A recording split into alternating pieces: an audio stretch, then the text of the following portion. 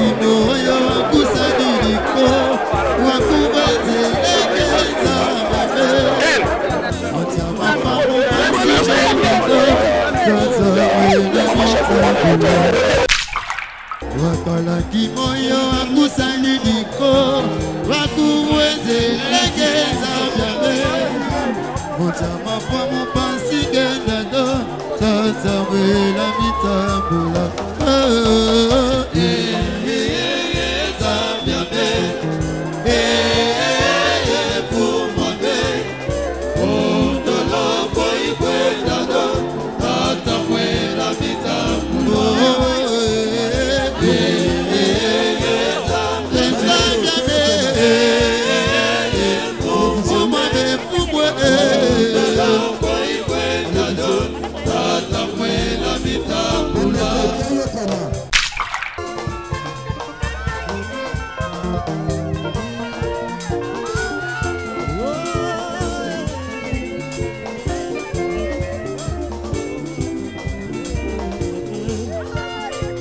wakala kimoyo wakusaniriko wakubuezelekeza babe ona mutama famu basikenda do sasa mwela mitambula warara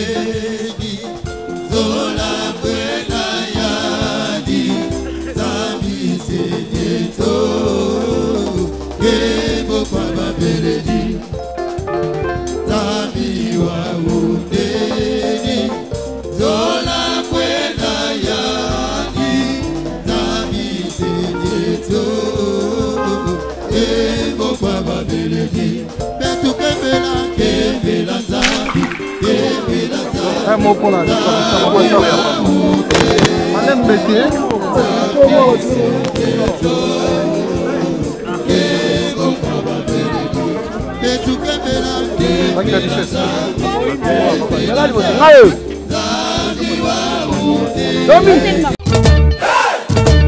Double S Prod présent la star originaire du Congo, le monstre d'amour africain, Félix Wazekwa.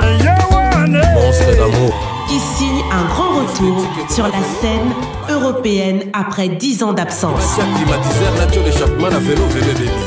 Accompagné de son groupe, Cultura Pays-Vie, ils seront à l'affiche au Centre culturel de l'Odyssée à Lyon, Lusignan. Où ils promettent d'éblouir le public et de donner un spectacle chorégraphique exceptionnel. Ça va danser.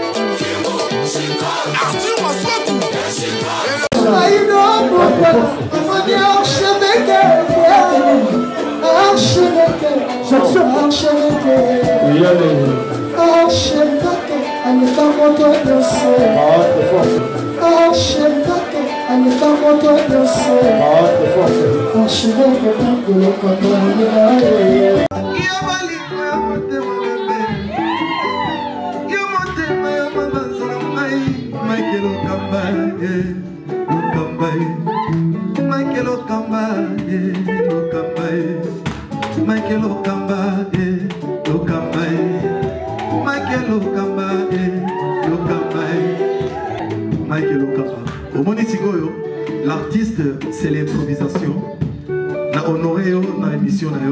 Africa Elengi TV, votre chaîne, l'incontournable, la star des chaînes.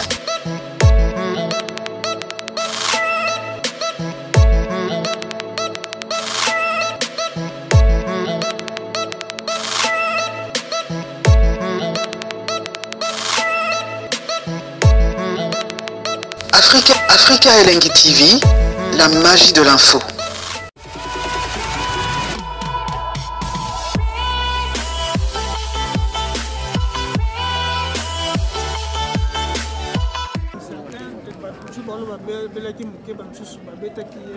Qu'est-ce que vous dites en tant qu'artiste? Peut-être qu'on va le côtoyer. Il n'y a pas question de bêta. Le vieux, bon, les gens peut-être confondent. Ça fait un mois avant Koufa, côté la Guinanda. On a à l'université, on a Yoki, l'université de Pembe, la cité verte. Je l'ai appelé, je l'ai eu au téléphone, à confirmer que non, côté là qui est dans le Pangou, mais tout ça qui est moté, on a une pièce la sécurité. Visa qui beaucoup plus matériel à travail, caméra, ordinateur et tout. Il n'a pas été touché. Et puis après, malade il y a un combien na loi. Ça n'a rien à voir na le fait que côté là qui est dans rien à voir.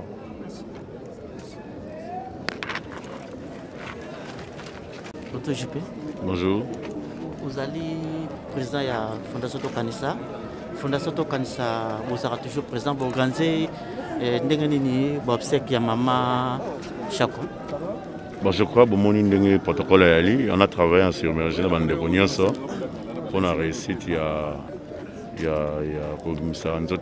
donc c'est un peu ça. Donc on est là ensemble pour tout le là et puis de participer contre Nabiso na obsèques. Donc c'est un peu ça je peux dire. Quand même vous travaillez ensemble dans la famille, dans la corporation, parce que la divergence est très délai. En fait, on a une consistance et puis on travaille au Bazali. Donc j'ai vu notre frère Lagui au Forum Moulin dans la famille. Nous on est là pour soutenir le corps artistique. Donc c'est un peu ça. Merci. Merci. Deuxième question, Isali. Selon dirait à Maman Chako na morgue, Isali bato malon minité pour le bani pour la yango. Bon, moni kokufele Maman Chako et où melinde nete bande ko lembisa biso bactère ba comédien parce que zala ke o ko bima lobby soute e ko mi lobby soute e ko mi lobby soute nde bande ko lembisa biso mais comme que yemo ko nzambe abongisa journée ngo lelo to kumiseka nzambe. Bon, Machako a ngai tukana lobango butumo na bando ko benga Machako fan créateur ba théâtre congolais. Pona nini parce que nini mingi a joué le groupe Union sur la Kisasa. Alors asa simple to ko zoape problème na mutute to ko yoka ta masolo moko te que Mama Chako na mama boy to na tata bo basio kanate Mama Chako vraiment félicitations pour le comportement ou à vivre à Bisso, bande de comédien. Bonjour Yamira. Bonjour. Peut-être une base de comédien, une divergence qui est belle entre familles surtout. Mais namoni une base de est-ce que vous avez une famille tournée? Bon, d'abord. Et c'est important que le salami les derniers jours mutuwa sangisaki biso mutuwa salaki ke biso na famille tozala na bomoko yeyo auti yeyo atikaki biso lelo ndeza mokona ya suka o tozokende otika ye donc ti omoni makamoni ce salami c'est que elo moko ya mabezate nyonso eleki malamu donc voilà. Merci. Papa Chaba, bonjour. Bonjour Papa Chaba. Temps de réagir, de prendre l'affaire en main. Tout le monde a une honnêteté parce que souvent tout le monde a mais cette fois-ci, donc le ministre de la Culture a joué du Cambo en main. Nous allons lui dire merci. Le Sako Bisika Azali vraiment que en tout cas, à Kosité, à Lobipé et Simbi.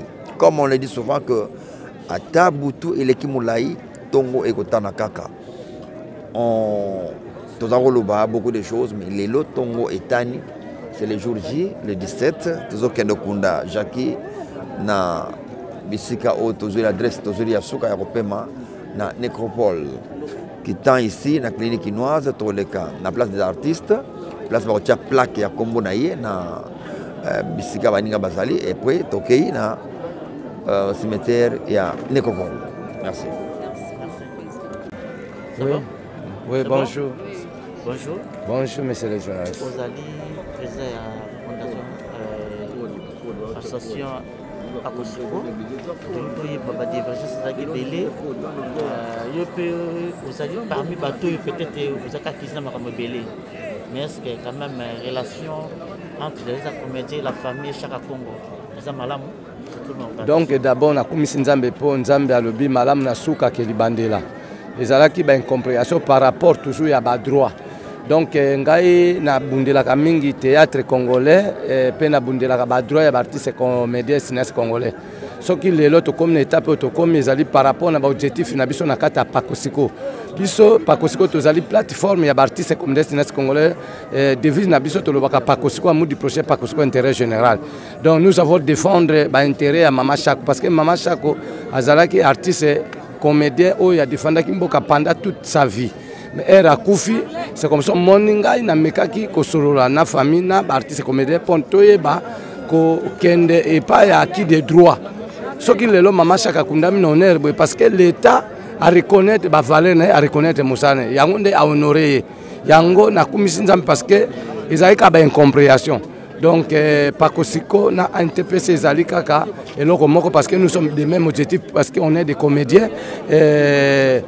En plus, artiste à danger, c'est lui-là qui est habilité pour na makambo au Italie, il y a pas si artiste congolais pe liwa. Donc, chaque fois ce qui problème est ali to associé à artiste à danger parce que yende azali artiste à danger. Donc, biso vraiment tous un problème tête tout se perinenge qui m'y côté mais pas ces actes parce que moko pe na kati na biso président Kadombo o yazala qui peut porter parole à Pakosiko à Koufi yangonde vraiment ils ont ça la biso passe.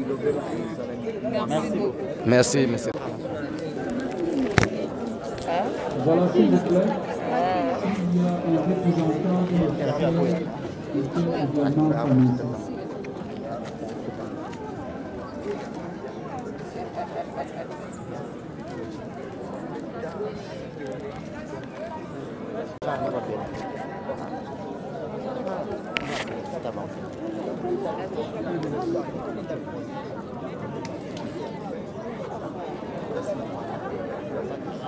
Oui, t'as ma fille déjà. J'ai pas devant ma fille là.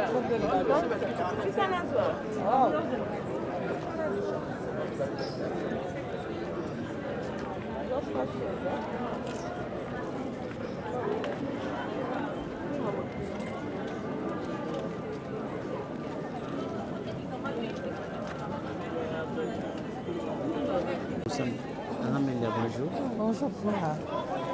Bino maman quand même maman pas maman nyonso ya théâtre on a qui vous a qui nous na aussi kamakasi par rapport ya matanga machako mais tout le monde les lots vous a mobilisé il t'a mis ndenge ni pour les lots bino bo sangana su makasi bo tant que boya ki koya na ali ya gagne. Bon nga banda ko ya chaque jour hein. Banda nga ko ya au moins na babisi nga famille bendanaka mais katanaka te donc yango mon biso soza awa wa kufi aza mama atana ba famille na biso zalaka na matanga ko bendana ezalaka kaka mais suka fait de compte tozalaka compromis parce que mutu akufi azonga te donc te ko rendre ba dernière demeure na ye déjà ya suka eza lelo. Merci beaucoup.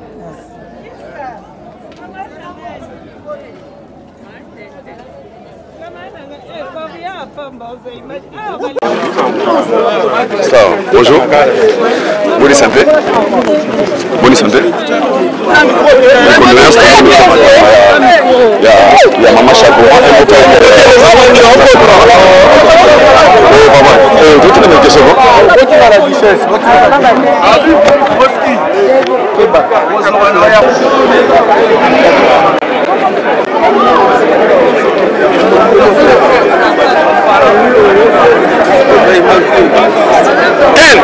Quel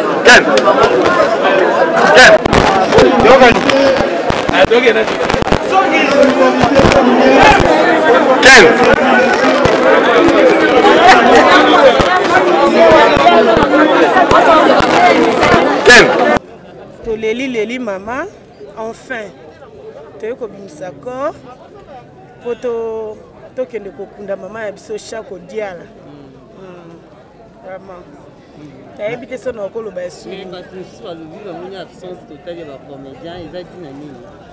absence eza te mutu nyonso to aye oyo elekaki toza famille oyo toolela aza mama ya biso ya na biso kaka na famille nde balobaka singa famille ekondaka mekata na ate nde eza boye toye na biso na kimia tolela mama chaque tokee na biso mutu mosusu omona mpe sante eza bien te akoki te mais babiso nyonso to basante ezalaki mwa koderange mais tosali kaka mwa effort toya kaka mpo otalaka baprésence na biso so eza te ekomaka mwa bapolémique yango toboyi polémique toye awa tolela mama chaque malgré donc souvenir déjà malamu yango parce que basalaki yango bien nde epesaki biso mpe mposa tolanda banzela wana donc eza basouvenir ya makasi donc azalaki mare na biso donc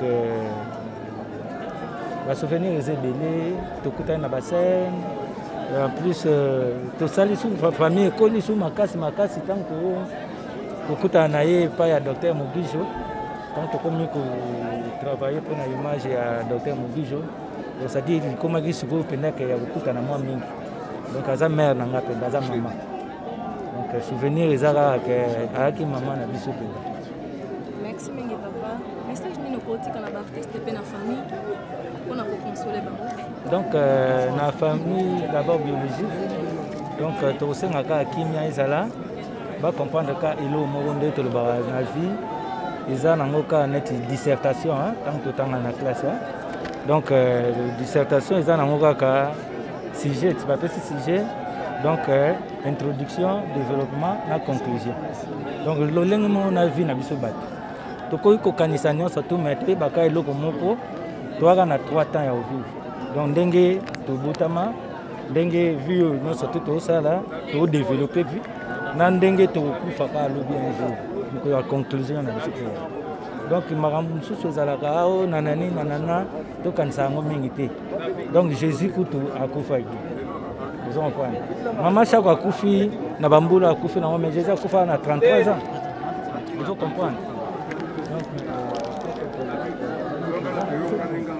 ya makambo su neti boye photo mesa nango déjà toyebi de yake lewe ezala moko na biso pe ezali mais tokumisaka nzambe biso bato oyo totika na mokili nzambe pe apesa biso vi molai ya batela biso mais eza nango lewe eza nango mpona moto nyonso donc mingi vraiment ya oloba eza te tosengaka kimia etikaka na famille biologique et puis na biso famille artistique famille théâtrale vraiment tosengaka mpena kimia mpe ezala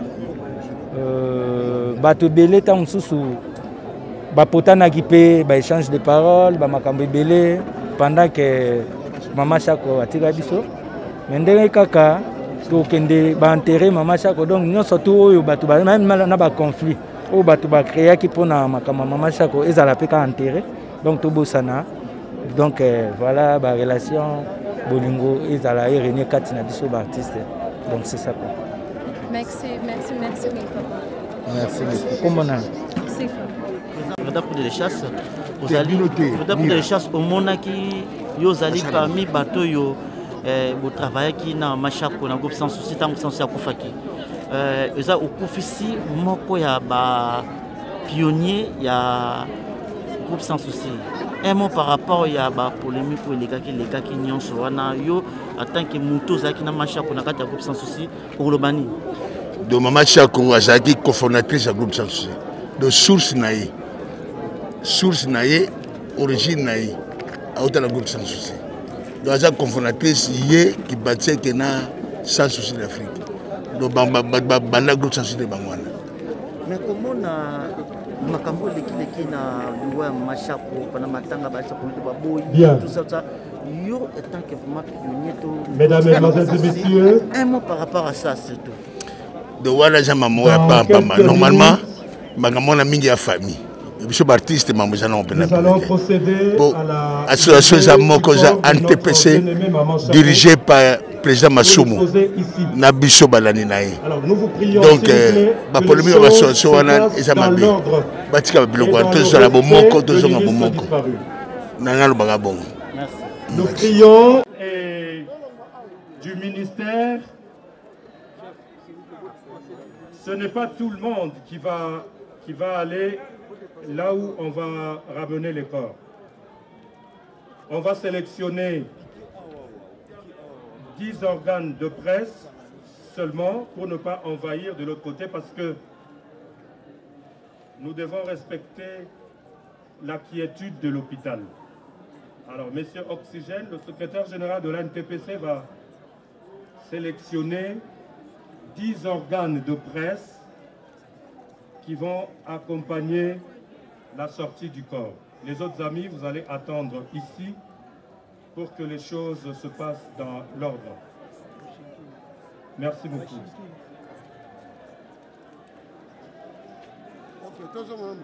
Merci Président Roch. Merci à nos amis de la presse. Vous êtes tellement nombreux, mais nous allons juste sélectionner 10 organes qui vont accompagner le corps. Nous commençons par la presse officielle. Nous appelons nos amis de la RTNC. Il y a Antena, Ma Mission TV, Libaya TV, De La Voix TV. Donc les 5 premiers organes. Nous allons encore ajouter les 5. Les premiers 5 organes qui peuvent déjà se présenter. Voilà. Non. RTNC, Antena, Ma Mission TV, Libaya TV, De La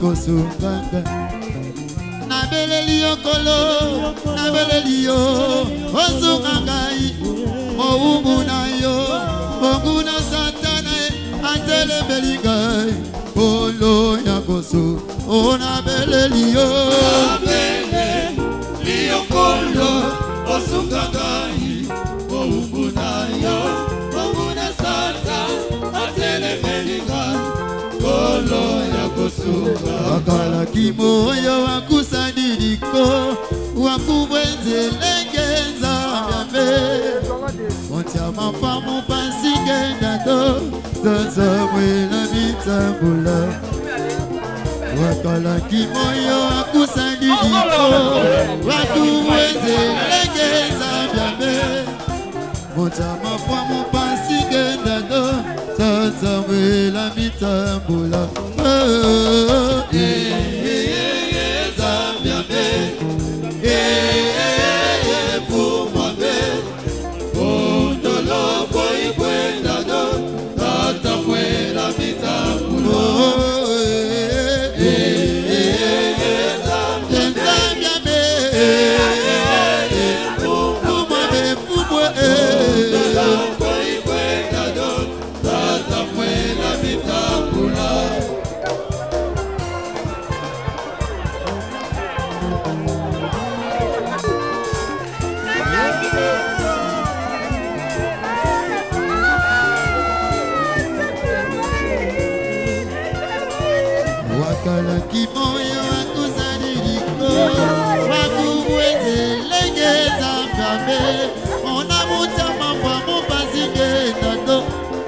Samuel Mitambula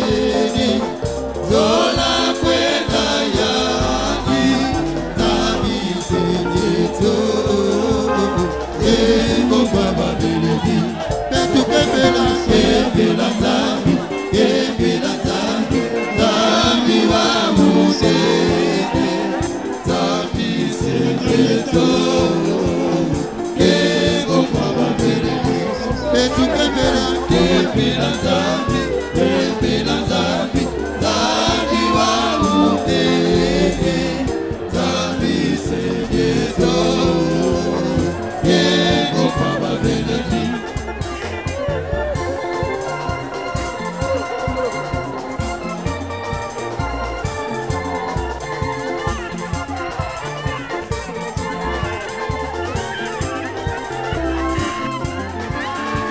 wakala kimoyo akusadi diko wakuwezelenge zambiambe motiama famu pasike ndando tozongwela mitambula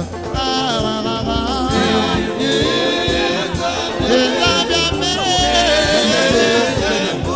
yamatela tozongwela mitambula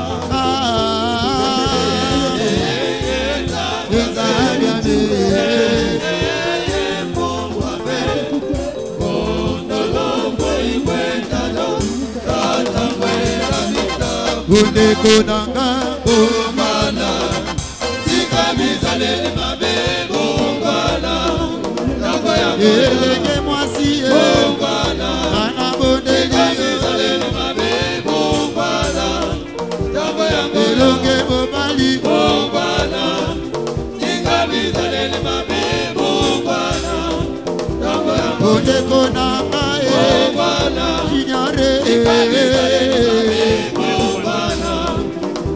Oya Mandela Bombana Ikabizaleli mabe Bombana Welenge mwasiye Bombana Ikabizaleli mabe Bombana Nako ya goyo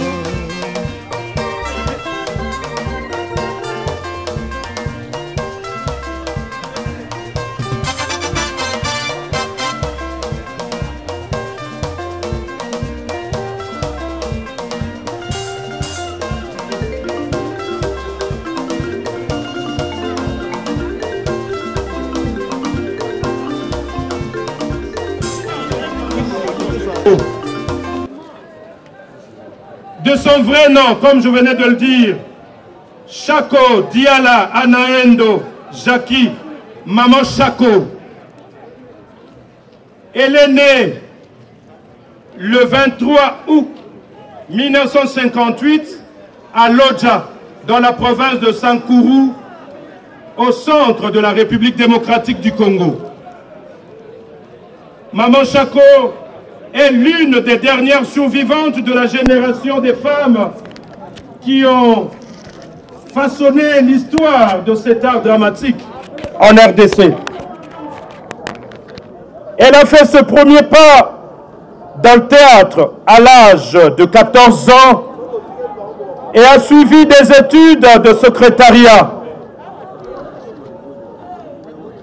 Elle a commencé avec le théâtre au sein du groupe Mwangazo, après le départ de M. Arthur Niembo, Mustapha et Mutombo Bouichi, d'heureuse mémoire. Elle a ensuite œuvré dans plusieurs troupes théâtrales, à savoir le groupe Mangobo en 1975, le groupe Nzoï et les Kurimaloba en 1986, le groupe Sans Souci d'Afrique en 1991, où elle a assumé la fonction de conseillère artistique. Femme dynamique,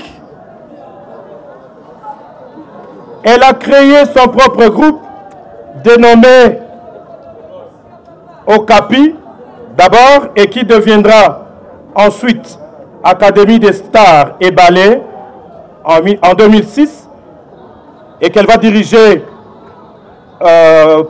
durant ces 15 ans. Puis l'Académie des Stars et Ballets va devenir Académie des Stars Internationale.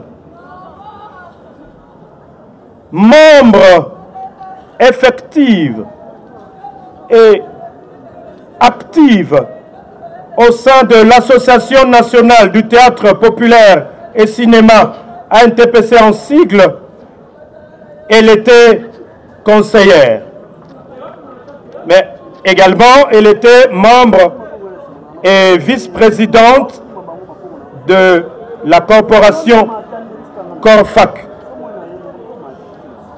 Maman Chako, comme vous pouvez calculer, elle a donc 48 ans de scène. Une vraie richesse et une source d'inspiration pour les jeunes artistes féminins qui, au lieu de muser sur leur talent, pensent se faire une notoriété en mettant en avant leur forme et en privilégiant les anti-valeurs en s'habillant de façon dénudée, ce qui était le contraire pour notre maman Chako. Figure de proue du théâtre congolais, maman Chako a fait la pluie et le beau temps à toutes ses prestations dans toutes les troupes théâtrales à Kinshasa, ce qui nous amène à considérer sa mort comme étant une grande perte pour le monde culturel congolais. Nous nous inspirerons toujours de ces valeurs qui furent les siennes et dont nous avons été témoins, notamment la justice, l'amour, l'amour du travail bien fait, la solidarité familiale, la détermination, le dévouement, l'abnégation. Voilà donc en quelques lignes ce que nous pouvons retenir de ce qu'elle a été, celle que nous pleurons ce jour et qui était pour chacun, pour d'autres, une fille, nièce, grande sœur, petite sœur, tante, grand-mère, belle-sœur et amie, ainsi que collègue de travail. Que son âme repose dans la paix du Seigneur en attendant le retour glorieux du Christ, lui dont le Père agit sur nous au travers de ses voies insondables. Pour clore avec ce mot, nous ne pouvons que dire mille merci à Maman Chako et tous ensemble nous disons bravo l'artiste. Est-ce qu'on peut applaudir très très fort pour la carrière, pour la vie de Maman Chako?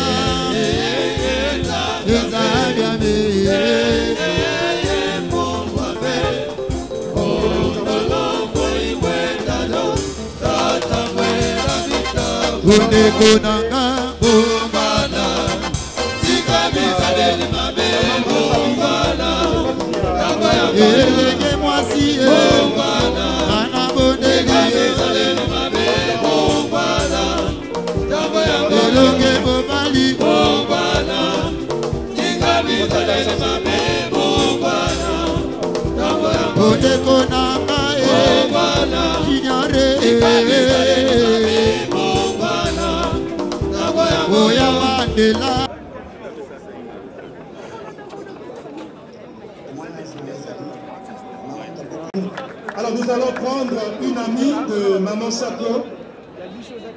Voilà. Ndengele, bienvenue spécialement de l'Allemagne pour pleurer avec nous. Nous allons l'écouter. Veuillez aider Madame Virginie a passé.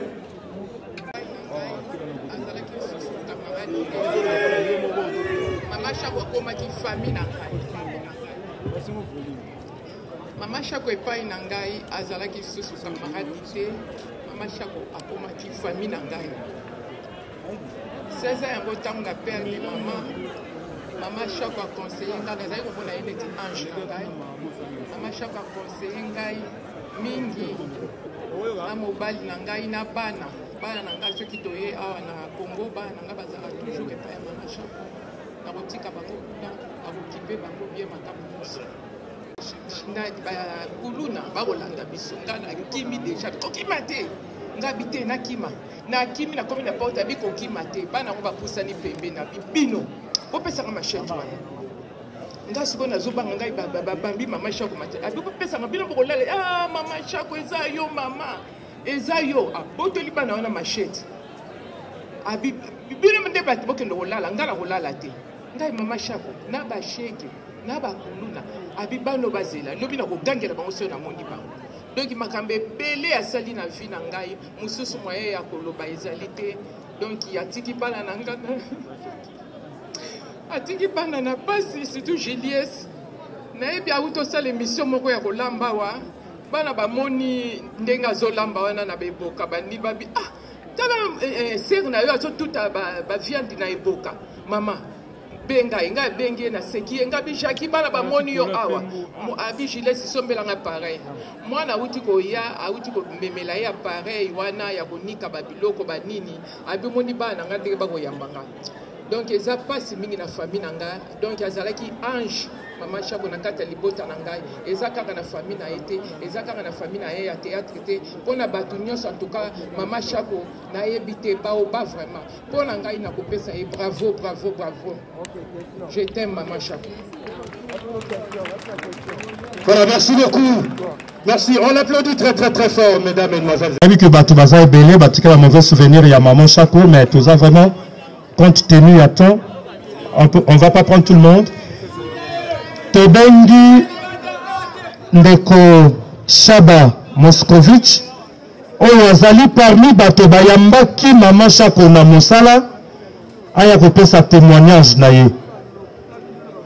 Monsieur Shaba, s'il vous plaît.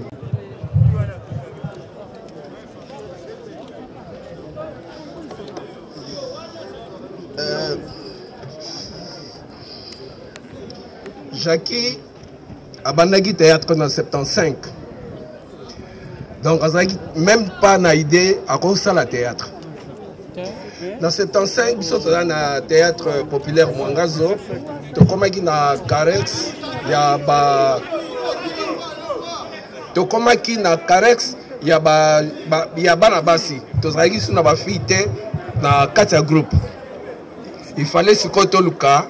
Banabasi baya na kati ya groupe Inga apasaki sikoyo na Jackie azali cousine na ye donc Inga azali cousin ya Chako et puis ezalaki difficile parce que Chako na kati ya famille na bango papa na bango azalaki tellement sévère ezalaki difficile Jackie asala théâtre mais ngai na compagnie ki Inga tokende ki pai kota la papa ba Jackie na dodo mana barumbu Inga essayé ki convaincre papa mais papa ça comme moi un peu difficile mais après ça il va condition na ye a bien ça leki na yo il faut encadrer bien Inga assurer que na ko encadrer et chaque répétition na bana ko tikete nanda.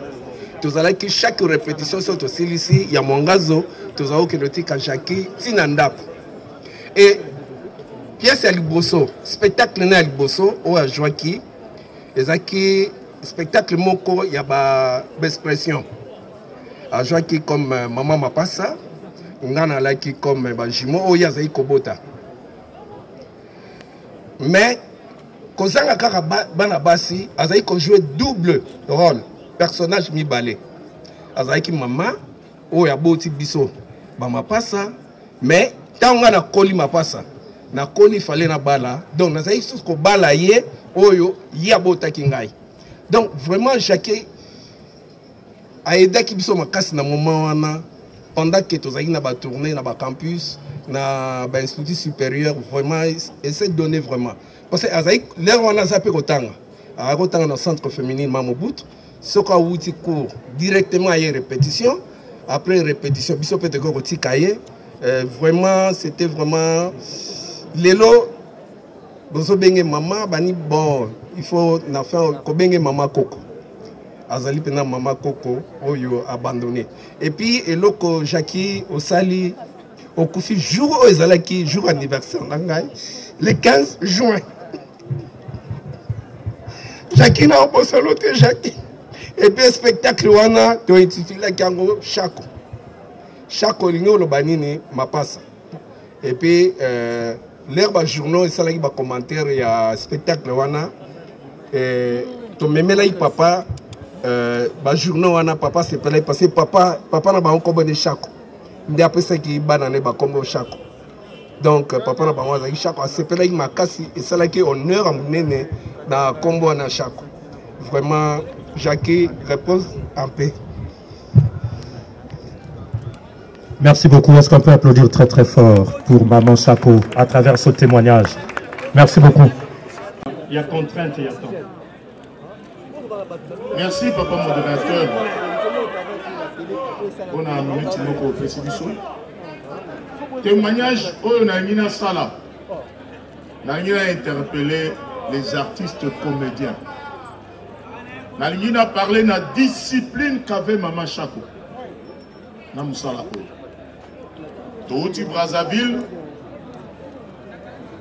Suite, il y a arrivé tardive na spectacle moko. Na suspenda qui est à partir de Brazzaville. On a qui directeur artistique et financier au Mango. Na kangi na mbongo na ye. Na ye kufuti yango na Kinshasa. Elle était restée là-bas, soumise. Jour il a levé à suspension naïe, na PC caché naïe. 6 mois après, 6 mois après, na kanaki na mbongo na punition. Abi nangai merci papa. Oyo ekopé sanga makas na continuer pour ça nangai. Est-ce que vous, là, Bokoko Karosala et Loko Oyo Maman Oyo Lelo Atiki Biso, pour être lobby, vous méritez bah honneur Oyo à mériter Lelo, sans l'ordre, sans la discipline, na Moussala Nabiso, Kokende Liboso, ils a passé. Merci. Merci beaucoup, Président Galoufa. Tobeteli Maman Chako Maboko Makasi. Alors, Maman Linga Azali prête pour te recevoir Sanaye. Qui collègue, il y a Maman Chako Namosala. Azaki pe noko naye en tant que Mongona Motetela. Et elle va témoigner.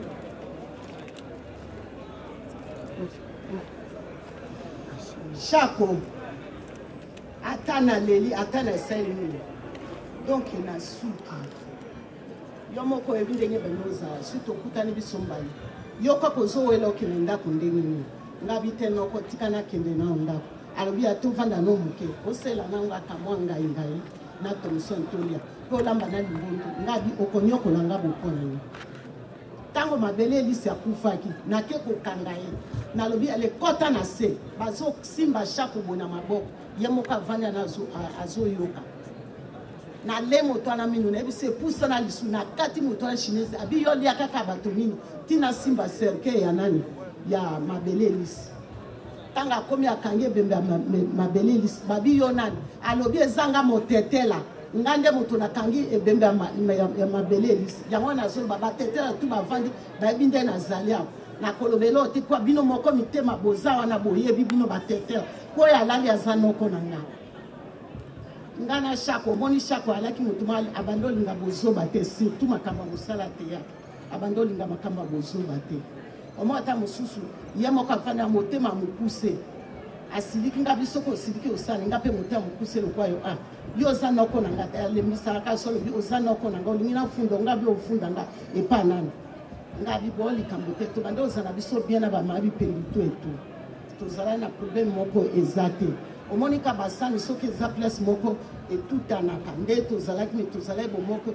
tobanda olinga mosala na biso respect ya air yango nomoni tolandaka ndenge toza boye tolandaka mosala na biso na ndenge ya bien mpe nazofélicité bana yango banzonzingere batiki mama Chako te kolala kuna kovanda kozala na ye bien mpo baye bien fait na ye bino moko bozomona nde tozali ya papa mosumu aza na bato nyonso bayali wana epuis lisusu na remercie badélégation oyo eye lokwa fondation Mireille esalisi biso mama Dani na remercie ye mpo batiki biso te merci mpe na remercie bino bajournaliste nyonso ata bajournaliste nyonso banzonzile na remercie bino nyonso na bajournaliste nyonso bazali bapapa bodo baza nazokokoloba te mpo bozokomprendre motion naza nango merci. Voilà, Tobeteli Maman Chako Makassi, à travers ce témoignage, il y a Maman Alinga. Alors maintenant, nous allons écouter le nom de la famille Chako, qui sera prononcé par un de ses frères, Chako Lokanga José, le mot de leur papa. Il va dire un mot à l'occasion de la disparition de leur sœur.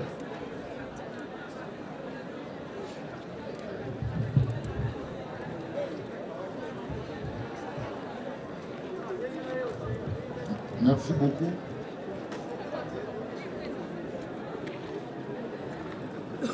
Discours pour les funérailles et la mort de Madame Chako Diala Anaïm Dojaki, alias Mama Chako.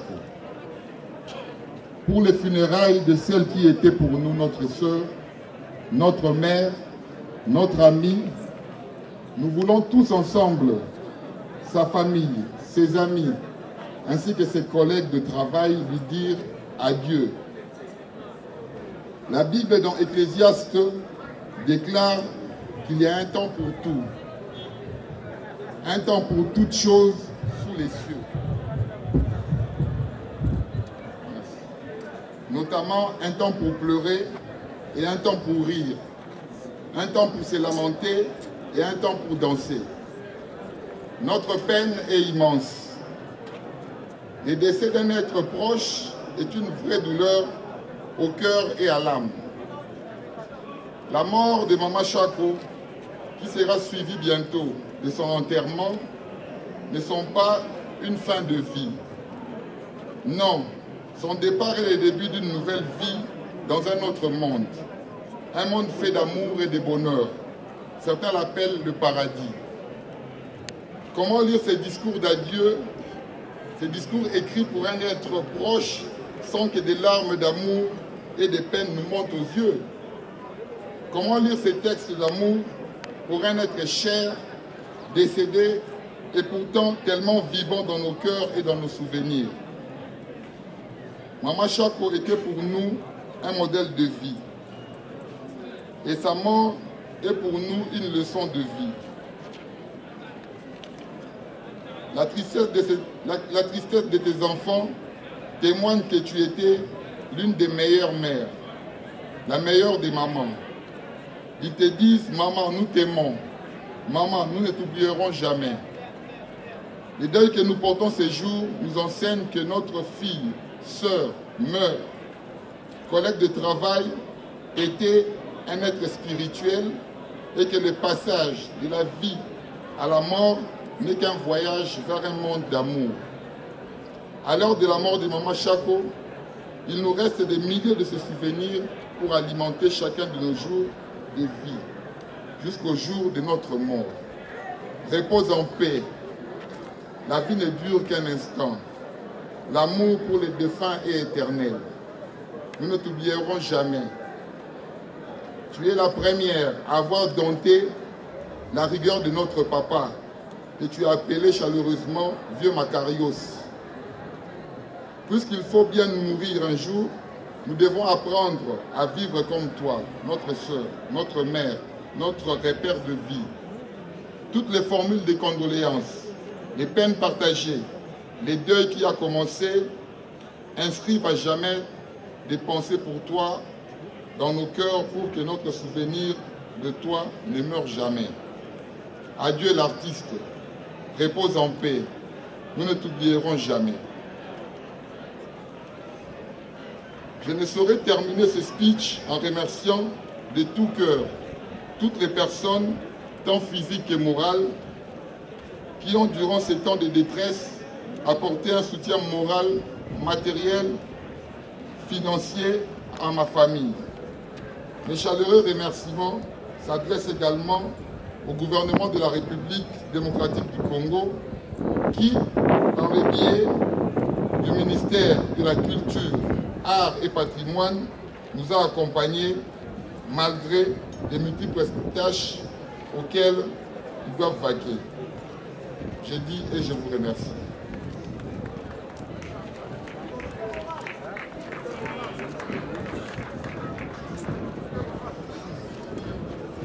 Par le président national de l'Association nationale du théâtre populaire et cinéma, ANTPC en sigle, Monsieur l'ambassadeur de la paix, Ndungi Mambimbi Masumu Debrende Yala Kayala.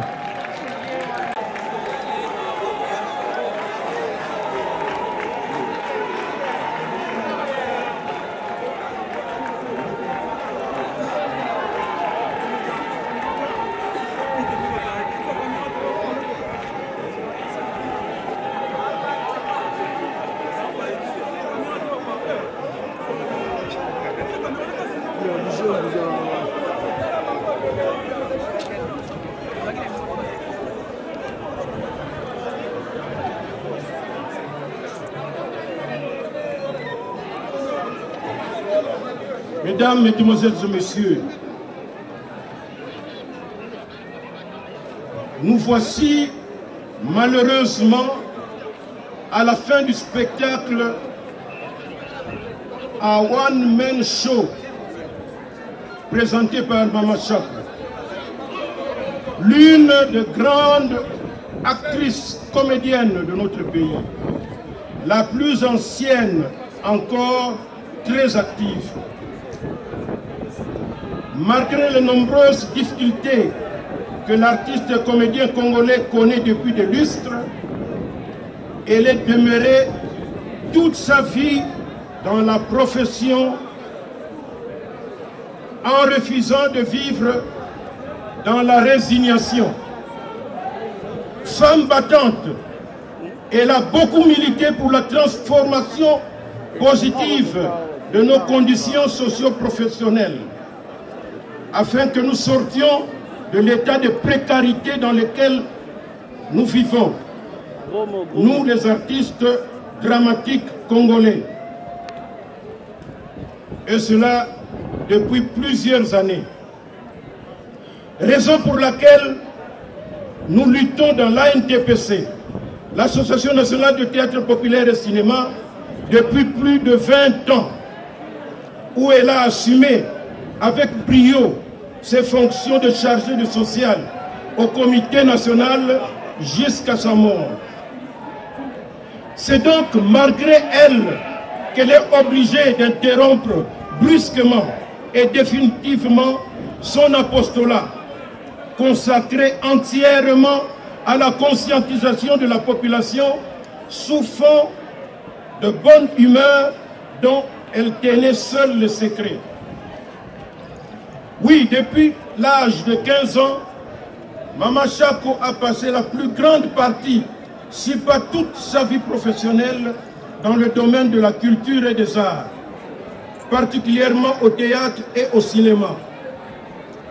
Convaincu du rôle combien important que l'art dramatique et le cinéma congolais ont à jouer pour transformer positivement notre société en vue de son développement intégral, Mama Chaco aurait sans nul doute souhaité être encore de nôtre, surtout à l'étape actuelle, décisive de la marche du pays.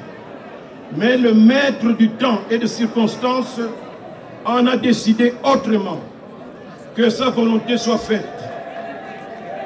Toujours derrière le rideau où elle se trouve, où elle nous lorgne, elle me souffle de rappeler notre refrain de tous les jours, celui de savoir pourquoi les différents gouvernements et les différentes législatures qui se sont succédées depuis l'indépendance de notre pays ne sont-ils jamais arrivés à voter une loi sur la politique culturelle spécifiant le statut de l'artiste congolais en général, gage incontournable pour l'amélioration de nos conditions socio-professionnelles.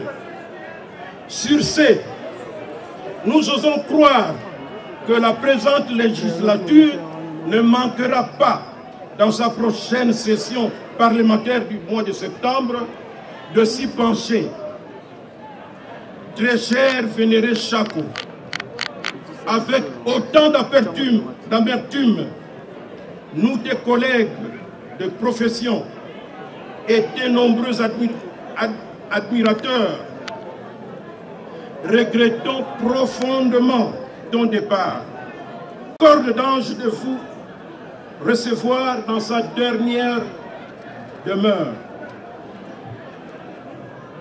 Avant de terminer, nous tenons à remercier sincèrement toute la population congolaise et les artistes comédiens en particulier pour avoir compati à cette...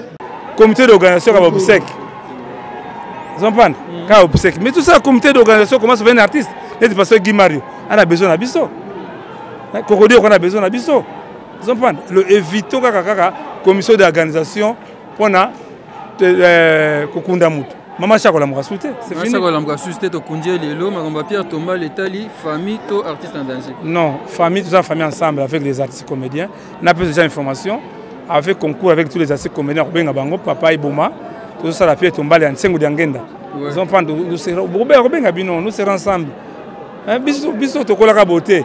Bino lelo mutu boye na ba polémique na bino biso polémique za la guité. OK. Et n'était ce moment la question.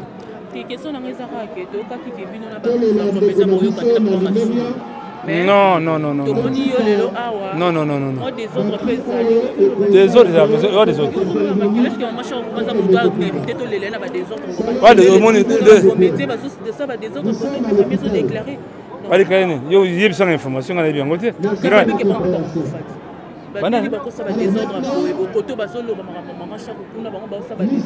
Non, maman, il faut attendre à tout.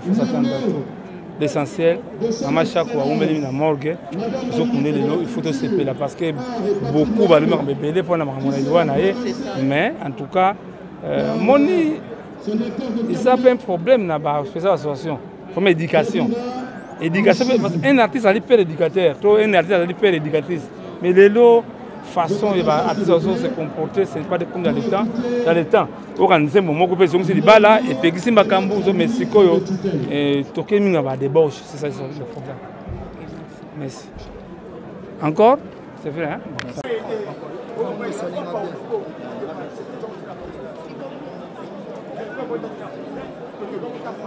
Nzamba sur le coup, n'enga jumoli moli pour yenda pesa ka ipa choka.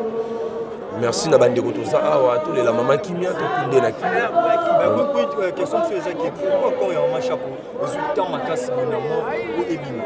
Ouais, maman zalaki ya Jackie ya famille mazaki artiste mboka. Et c'est là qui gouvernement bena ba charge na maman. Le roi doit dépendre na ministre. Nous allons obliger de dépendre ti maman mamie aussi. Le roi maman ici abimi afa abimi.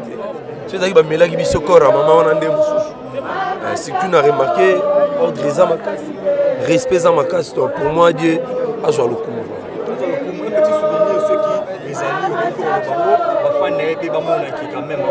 Un souvenir, c'est Belengaï, de bien carrière, n'a pas mon papa Coco Ping Pong, tant on a eu, groupe à l'Ibosso, bah, maintenant, on revient à les leaders du réseau. On travaille dans ma Chaco, on travaille dans ma grâce. Un mot pour la disparition de Maman Chaco. Madame Bété.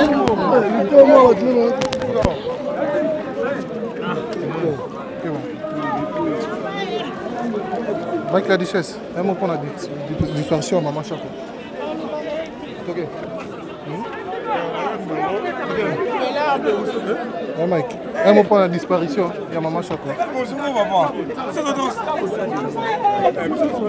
La Duchesse. Président, donne-moi un mot pour la disparition. Regarde le bosso. Regarde le bosso. Bonjour, Domi. Domi, regarde le bosso. Regarde comme ça avec toi. Domi, regarde le micro. Tous les lana Maman Chaco. On a dit que bon, on a pas question de l'autre. Bon, on a appelé Sabino une minute. D'accord. Doucement, s'il vous plaît. Je vous donne une minute. Oh, Malem Bekuna. Zasing. Zasing. Il y a moi dans la semaine passée que nous sommes en audience féministe. Nous sommes en état généraux plutôt il y a culture, il y a théâtre, cinéma du Congo. Il faut tout vendre. Tout le cas, idée à Sika. Réflexion est là pour que tout le monde parce que tout la bande Dieu merci, il est vraiment, Dieu merci, il est la banque qui heureusement, bateau bazo dirigé à NTPC, les bateaux très sages. Ils sont dit non. En tout cas, je regrette. Je condamne une fois de plus la famille. La famille a payé son valeur. Tout ça parce qu'il y a eu des intérêts. Si Maman Chaco a dit je déplore la famille, je ne mâche pas les mots. La famille est décevoir aussi. À 100%.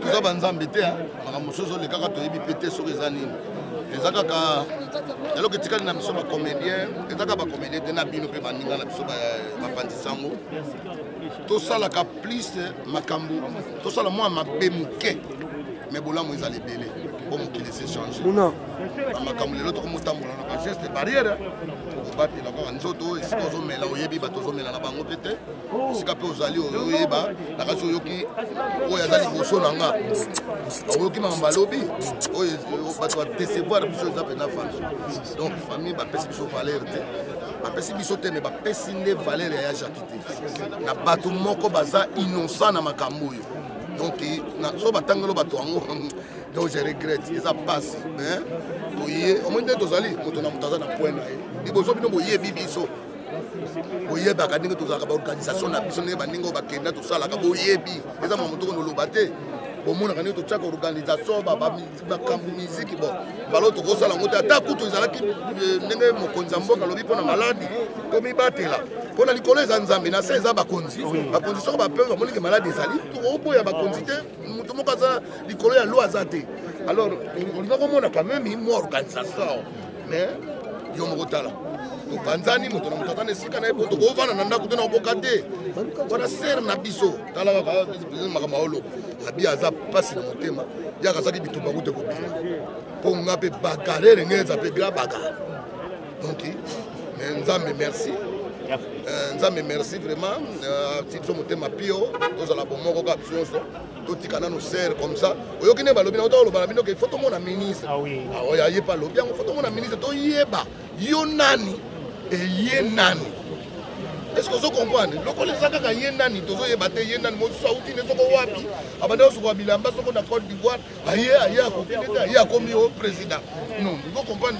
Président pour président Zaka Moko, président Tshisekedi, mais Fati. Mais c'est quoi yo? Na ba makabo na biso to salaka o banini, président TPC c'est masumu de Brende.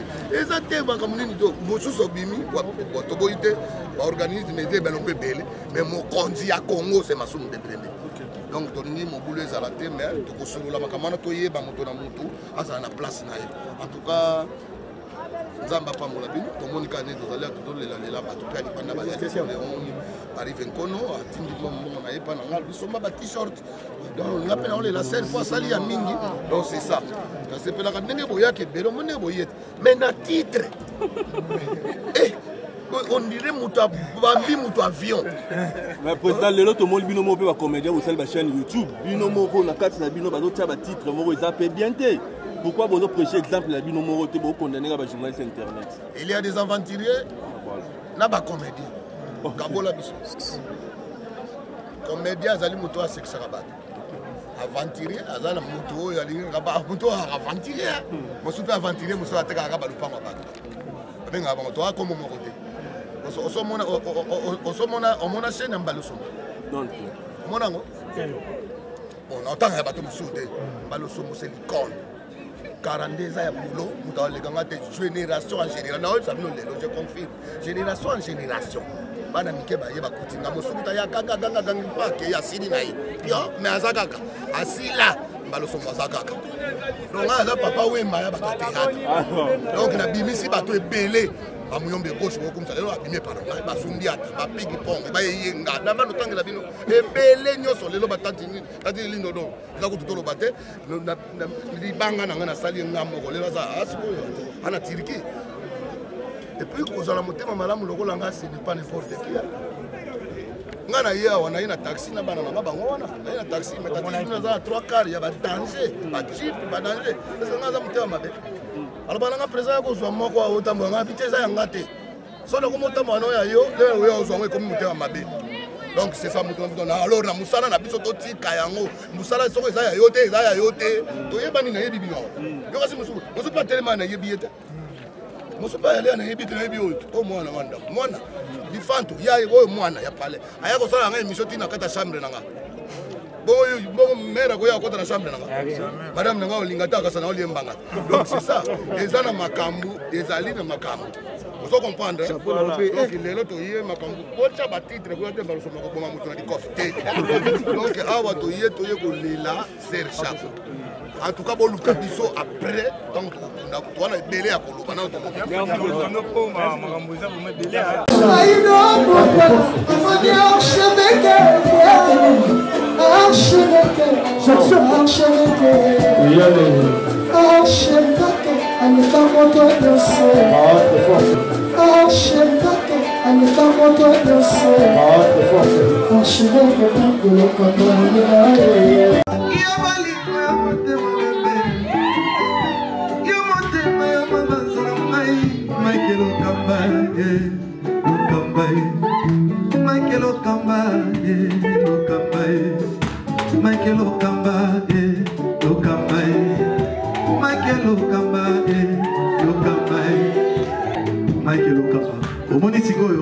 L'artiste, c'est l'improvisation.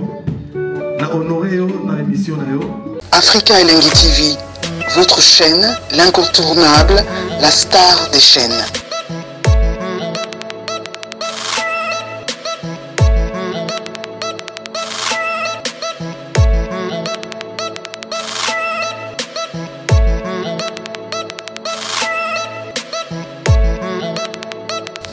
Africa Elengi TV, la magie de l'info.